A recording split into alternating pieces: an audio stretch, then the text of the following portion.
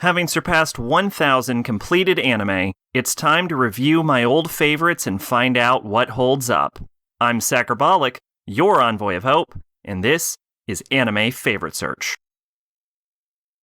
Fate Stay Night Heaven's Feel II.lost Butterfly. Now, unless Sakura is the metaphorical butterfly in this title, this movie pretty much convinced me that these titles don't actually mean anything and they were just being kind of fancy. Now, I'm going to just skip the synopsis, I think, on this one and just sort of introduce plot points during this review more organically, just because chances are, it's hard to talk about the plot points without just straight up spoiling the movie, and two, no one's going to jump into this review of the second movie without having either seen it or watched the first review. I think I'll actually start off with what confuses me about this movie, because I don't think this movie actually has any real negative attributes. There wasn't anything I disliked, but there was some questions that I don't fully understand and would like answers to. For one, Shiro's in the last movie, his command seals disappeared after Saber was seemingly corrupted by the Holy Grail. And I am not sure why that would have happened, because we've only seen him use one command seal, and even if he uses one at the beginning of the route like he sometimes does, he should still have one more command seal. And we know that if you lose your servant, you don't lose your command seals, at least in any of the other routes, because this has come up so many times. This has come up multiple times on both Unlimited Blade Works and Saber's own route. So I'm not sure what happened with that unless the Holy Grail corruption removes your command seals. Similarly, I also think Rin should have her command seals, and I'm not sure if she does, but I'm also not sure if Archer... what happened to Archer? I think Archer just got killed, maybe due to blood loss or something, because he was not corrupted by the Holy Grail. But yeah, so a little bit of questions on that. I'm also not sure what causes the splits in the routes, which is a major question that I feel like is hanging over all of these, honestly. You could make the argument that Unlimited Blade Works splits off from the original Saber route, just some arbitrary point, as if it's like a sort of what-if route. But Heaven's Feel introduces Assassin, Grandpa Mato, the fact that Sakura is basically turning into an evil energy vampire, and all three of these plot points don't come up in any of the other routes, and it really brings up the question where, there's not even, half-handed references in any of the other anime. Maybe there is in the visual novel, but in the other animes, this never comes up, so it's just okay, so where are all of these elements in the other ones?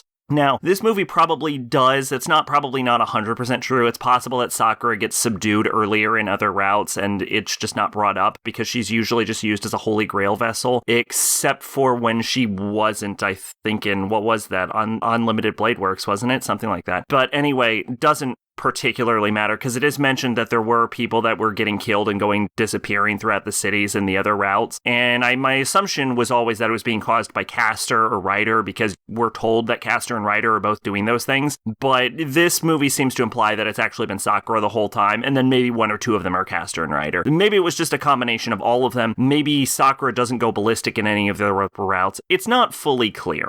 Anyway, that's mostly the questions that have come up as a result of this. Everything else is mostly just going to be me talking about what I probably enjoyed about this movie. First off, you get to see a lot of development between Shiro and Sakura's budding relationships. And Sakura ends up having even more darkness than was originally implied in the first movie because she has her yandere tendencies. However, it's also sort of suspected that this could be caused by, what were they called, magic circuit worms or something, or circuit worms, something like that. That's infecting her body and mind and causing her to go evil. So it's probably not inherently inside of her, but maybe it's some infliction from that, or it could be caused by the corruption of the Holy Grail filling up, which we find out is a part of her, which I think we might have already known, so maybe that's not new information. But anyway, she goes full fucking yandere towards the end here when Shinji tries to rape her, which we never really knew that Shinji was raping his sister, but this isn't, I guess, a big surprise because we knew he was sort of a scumbag, rapey asshole before.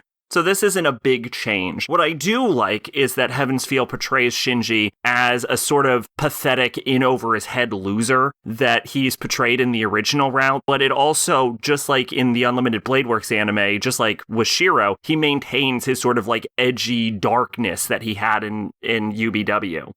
It's also revealed that Ryder didn't die in the saber battle in the first movie, which, okay, fair enough. I guess it was just sort of assumed that when she lost and she disappeared that she died, but I guess she just like went invisible and entered spirit form. But it does bring up a bit of a question because we find out that Sakura is the true master of Ryder, which honestly just adds so many questions because an issue with Ryder is that she can't use her petrification eyes because Shinji doesn't have the mana. But in this movie, find out that Sakura is the master, and Sakura does have the mana. Apparently, a command seal was used to make her follow Shinjio's orders, so I have absolutely no fucking clue why she hasn't had the mana to use her full powers the entire time. But moving on, we get to see the corrupted version of Saber, which is apparently called Saber Alter. They don't call her Saber Alter in the movie, but Fate Stay Night has been out since 2006. I'm not gonna pretend like I haven't heard this term Saber Alter before. I just never had context for it before.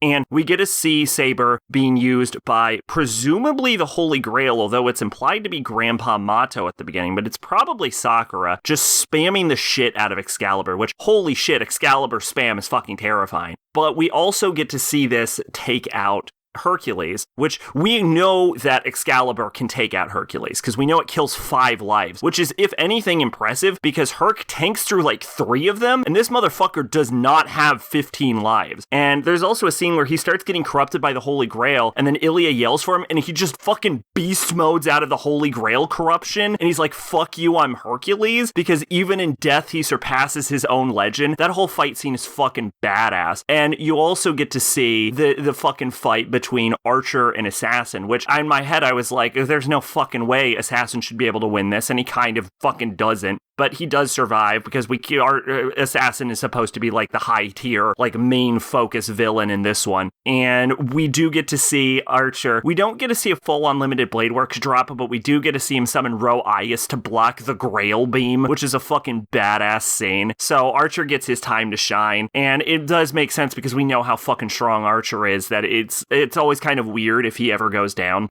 And we also get to see Gil get fucking humbled because he manages to put Sakura down pretty quickly, and then she just fucking regenerates by ripping one of his goddamn legs off. And it's actually a bit of a fun scene because she rips his legs off and he almost stumbles, but he like catches himself with like his abs instead of his hand because he absolutely refused to put his fucking hand on the ground and kneel to her. It's a fun little scene which really shows the arrogance of Gil. We also get to see Shiro sort of wrestle with his own morality because he's told that like Sakura is the ones that's causing all of these problems. So if he doesn't kill her, then, and he's the only one that can kill her, the problems are going to keep going worse. But obviously he can't do it because Shiro is the hero at the end of the day. So we do get to see him wrestle and eventually come to the decision that we all knew Shiro would eventually.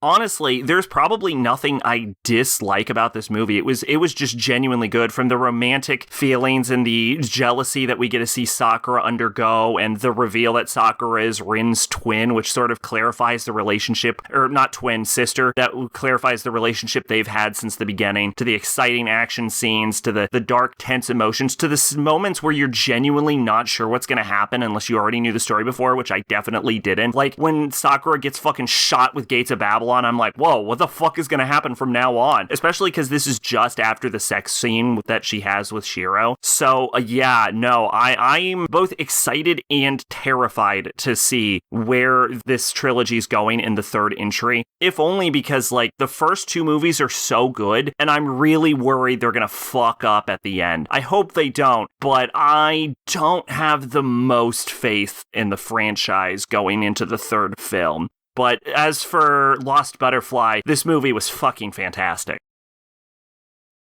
Twitch and Discord in the description. I've been Sacrobolic, your envoy of hope. Bye-bye.